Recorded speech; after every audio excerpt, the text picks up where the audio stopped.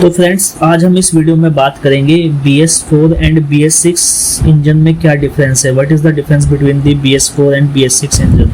BS4 engine के बारे में आप में से बहुत लोगों को पता होगा, पर क्या आप जानते हैं BS6 इंजन क्या है, इन दोनों में क्या अंतर है, ऐसी क्या नई चीज़ BS6 इंजन में है जो अभी तक BS4 में आपको देखने को नहीं मिली थी। यदि आपको इसके बारे में पूरी जानकारी चाहिए तो आपको मेरा ये वीडियो पूरा देखना पड़ेगा। तो शुरू करते हैं। आप सोच रहे होंगे कि अभी तो सरकार ने BS4 को इंडिया के लिए अवेलेबल कराया था, अभी एकदम से BS6 क्यों, BS5 कहाँ गया। तो मैं आपको बता दूं, कुछ दिन पहले हमारे रोड और ट्रांसपोर्ट मिनिस्टर ने BS6 को 2020 अप्रैल से लागू करने की बात कही थी, जो अभी लागू हो चुका है। वैसे अभी इंडिया में BS4 को बहुत कम गाड़ियां देखने को मिल रही हैं, क्योंकि सभी ने अब BS6 की गाड़ियां मार्केट में उतार दी है। गवर्नमेंट का मेन ऑब्जेक्टिव BS5 को 2019 तक लाने का प्लान था, जिससे कि 80% तक पार्टिकुलेट मैटर, ऐसी चीज़ें जिनसे हमें लंग डिसीज हो सकती है, उसको रोका जा सकता। लेकिन सरकार ने अब BS6 को 2024 तक लाने का प्लान किया था। लेकिन पोल्यूशन के लेवल डे बाय डे बढ़ रहा है, इसकी वजह से गवर्नमेंट ऑफ इंडिया ने BS5 को स्किप करके BS6 इंजन लाने का सीधा प्लान कर दिया है, ताकि क्योंकि BS6 में जो पार्टिकुलेट मैटर है वो और भी कम हो जाएगा।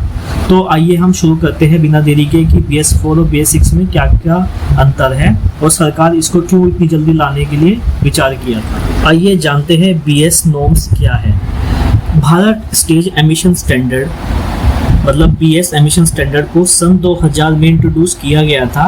ये वो एमिशन स्टैंडर्ड है जिससे कि केंद्र सरकार द्वारा सेटअप किया गया है इंजन से निकलने वाले पोल्यूटेंट्स को नियंत्रित करने के लिए। ऐसे बहुत से विभिन्न प्रकार के नॉर्म्स है जिससे कि समय के साथ लागू किया गया है सेंट्रल पोल्यूशन कंट्रोल बोर्ड के द्वारा, जो कि ministry of environment and forest and climate change के अंदर आता है। Bharat stage norm European regulation के ऊपर आधारित है और BS4 नॉर्म्स को अप्रैल 2017 से हमारे पूरे देश में लागू कर दिया गया था। भारत एमिशन स्टैंडर्ड क्या है? यूरो नॉर्म्स, जिससे कि BS को अपनाया है के हिसाब से, यानी सभी पोल्यूटेंट छोड़ने की एक मैक्सिमम लिमिट होनी चाहिए। पोल्यूटेंट जैसे CO2, नाइट्रोजन ऑक्साइड, सल्फर और सस्पेंडेड पार्टिकुलर मैटर्स। यानी कोई यान अपनी निर्धारित लिमिट से ज़्यादा पोल्यूटेंट त्याग करता है तब उससे यूरोप में बेचा नहीं जा सकता। हमारे देश में हम यूरो स्टैंडर्ड्स या यूरो नॉर्म्स को भारत स्टेज नॉर्म्स के नाम से फॉलो करते हैं, जिससे धीरे धीरे हम अपने देश के सभी शहरों में इम्प्लीमेंट कर रहे हैं। डिफरेंस इन BS4 और BS6 स्टैंडर्ड, अगर हम दोनों की तुलना करें तो हमें इन दोनों स्थिति में ज़्यादा अंतर पता चलेगा। BS3 में जो कार्बन मोनोऑक्साइड की ग्राम पर किलोमीटर कॉन्सेंट्रेशन है 2.30 है, BS4 में 1.0 है and euro 6 that is BS6 1.0 है। हाइड्रोकार्बन्स 0.20 है, BS4 में 0.10 है, यूरो 6 में 0.10 है। नाइट्रोजन ऑक्साइड 0.15, 0.08 और यूरो 6 में 0.06 जो सबसे कम है। सेम अगर हम डीजल एमिशन की बात करें तो कार्बन मोनोऑक्साइड 0.60 है, BS4 में 0.50 है, यूरो 6 में भी 0.50 है। हाइड्रोकार्बन्स नील है, नाइट्रोजन ऑक्साइड है 0.50, 0.25 एंड यूरो 6 में 0.06 जो बहुत कम हो गया है। कार्बन मोनोऑक्साइड एमिशन या CO emission mainly petrol engine में पाया जाता है और ज़्यादा इसके संपर्क में आने से ऑक्सीजन का ट्रांसफर कम हो जाता है, जिससे कि सर दर्द की प्रॉब्लम होती है। हाइड्रोकार्बन एमिशन भी पेट्रोल में पाया जाता है और कम समय इसके संपर्क में आने से सर दर्द, वॉमिटिंग एंड डिसओरिएंटेशन भी हो सकता है। Same nitrogen oxide emissions mainly diesel engine में पाया जाता है और ज़्यादा समय इनके संपर्क में आने से कान और आंखों में जलन होती है और हमारे लंग टिश्यू भी डैमेज हो सकता है। अगर हम बात करें पार्टिकुलेट मैटर्स, जो मेनली डीजल इंजन में पाया जाता है और इसके संपर्क में आने से पेशेंट को श्वास नली और लंग का फंक्शन होना बंद भी हो सकता है।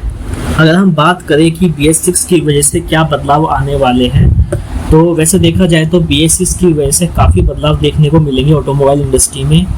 सबसे पहले तो गाड़ियों में DPF यानी डीजल पार्टिकुलेट फिल्टर फिट होगा, जिससे कि पर्टिकुलर मैटर की रिडक्शन होगा। यह एक गोल सिलेंडर के टाइप की एक इंस्ट्रूमेंट है जो इंजन के कंपार्टमेंट में वर्टिकली लगाया जाता है।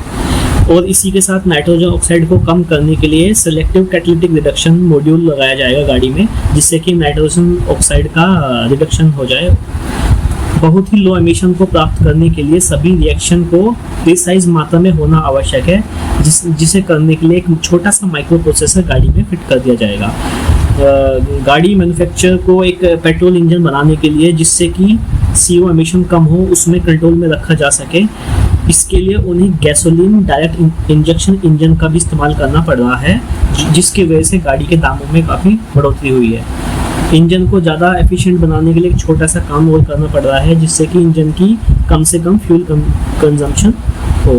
हाइब्रिड इंजन की डिमांड काफ़ी बढ़ जाएगी, क्योंकि इससे एमिशन को कम किया जा सकता है। परफॉर्मेंस लेवल की बात करें तो परफॉर्मेंस लेवल को बजाय रखने के जा सकता है और फ्यूल इकोनॉमी को बूस्ट भी किया जा सकता है। कार ज़्यादा कॉस्टली हो सकती है, जैसे कि आपने देखा होगा मार्केट प्राइस गाड़ियों के बढ़ गए हैं, क्योंकि एमिशन को रोकने वाला यंत्र ज़्यादा कॉस्टली आता है। अब बात करते हैं BS6 नॉर्म्स के आने से हमारी इंडियन ऑटोमोबाइल इंडस्ट्री पे क्या इफेक्ट पड़ा है।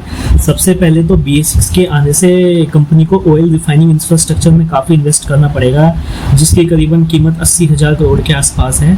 उसको भरने के लिए गवर्नमेंट से एक सेस टैक्स के लिए कंपनी वसूल करेगी। और सबसे बड़ा चैलेंज ये होगा BS6 इंजन के लिए कि उसके मुताबिक इंजन के मुताबिक पेट्रोल और डीजल की आवश्यकता पड़ेगी। और हमारे देशों में जैसे जहाँ लोगों को छोटी कारें पसंद होती है, वहाँ DPF को फिट करने के लिए कार के डिज़ाइन में काफ़ी बदलाव लाना पड़ेगा, जिसके लिए इसकी कीमत में बढ़ोतरी हो सकती है। जैसे कि आपने देखा कि कीमत में बढ़ोतरी हुई है। और SCR मॉड्यूल को फिट करने के लिए भी काफ़ी डिज़ाइन में चेंज करना पड़ रहा है, जिसके लिए काफ़ी वक्त लगेगा और उसे ऑप्टिमाइज़ करने में उससे भी ज़्यादा वक्त लगेगा। सरकार इतनी हड़बड़ी क्यों दिखा रही है, इसका जवाब तो ये है कि आपको पता ही है कि हमारा इंडिया पूरे वर्ल्ड में 9th पोजीशन पे आता है पोल्यूशन लेवल के मामले में। और दिल्ली और मुंबई की हालत आप सबको पता है कितना पोल्यूशन वहाँ पे बहुत ज़्यादा है, लोगों को सांस लेने में भी प्रॉब्लम हो रही है। तो इन सब चीज़ों को, एनवायरमेंटल फैक्टर को ध्यान में रखते हुए कंपनी ने सीधा BS6 पे आगे BS5 को स्किप कर दिया, ताकि रोड पे आजकल ज़्यादा गाड़ी देखने को मिल रही है, तो ताकि उन गाड़ियों में से पोल्यूशन कम निकले और लोगों को ईजिली हमारा एनवायरमेंट बचा रहे। अब लास्ट में बात करते हैं जो सबसे मेन क्वेश्चन है सभी कंज्यूमर्स का, क्या BS4 गाड़ी में BS6 फ्यूल डाल सकते हैं हम? Can BS4 vehicle run on BS6 fuel? तो इसका स्ट्रेट आंसर है यस। एक BS4 गाड़ी में आप BS6 फ्यूल डाल सकते हैं। आपको पेट्रोल गाड़ी में के लिए कोई चिंता करने की ज़रूरत नहीं है। हाँ, डीजल गाड़ी के लिए थोड़ा अलग इसका प्रोसेसर है। अगर आप BS4 डीजल इंजन वाली गाड़ी का इस्तेमाल कर रहे हैं तो शुरुआत में आपको कोई असर देखने को नहीं मिलेगा, क्योंकि BS6 डीजल इंजन में सल्फर की मात्रा 10 मिलीग्राम प्रति किलोग्राम है, जो BS4 डीजल इंजन में 50 मिलीग्राम प्रति किलोग्राम है। इससे डीजल इंजन पहले के मुकाबले कम माइलेज देगा। इस समस्या से बचने के लिए आपको डीजल भरवाते समय एक फ्यूल एडिटिव जरूर डलवा लेना चाहिए, जिससे गाड़ी की आपकी इंजन की परफॉर्मेंस बढ़ जाएगी। अब बात करते हैं क्या आप BS6 जो गाड़ी है उसमें BS4 इंजन डलवा सकते हैं। अगर आप BS6 पेट्रोल वाहन का इस्तेमाल कर रहे हैं और उसमें आप BS4 इंजन ईंधन डलवाते हैं तो वो सुरक्षित है, आपको बेफिक्र होकर आप उसको चला सकते हो। वहीं अगर आपके पास BS6 डीजल इंजन वाली गाड़ी है तो उसमें भूलकर भी BS4 ईंधन ना डलवाए। लंबे वक्त तक BS4 ईंधन इस्तेमाल करने से BS6 डीजल इंजन में खराबी पैदा हो सकती है। इसकी वजह से जो गाड़ी के अंदर का कैटालिटिक कन्वर्टर है वो पूरा डैमेज हो जाएगा, क्योंकि BS4 डीजल में सल्फर की मात्रा बहुत ज़्यादा है, जिसका डायरेक्ट इफेक्ट कैटालिटिक कन्वर्टर पे पड़ता है और कैटालिटिक कन्वर्टर आपका डैमेज हो जाता है। अगर आपने वीडियो पूरी देखी है तो आपको समझ आ गया होगा BS4 और BS6 में क्या डिफरेंस है और आपके सारे डाउट्स एंड कन्फ्यूजन्स क्लियर हो गए होंगे। अगर हम रिकमेंडेशन की बात करें BS4 और BS6 में कौन सी गाड़ी लेने बेहतर है, तो BS4 लेने का भी कोई फ़ायदा नहीं, क्योंकि BS6 जो है वो इको फ्रेंडली और एनवायरमेंटल फ्रेंडली है। तो I would like to suggest कि आप BS6 गाड़ी लें ताकि आपको फ्यूचर में कोई दिक्कत ना आए। अगर आपको वीडियो पसंद आई है तो लाइक करें, चैनल को सब्सक्राइब करें और अपने दोस्तों के साथ खूब शेयर करें।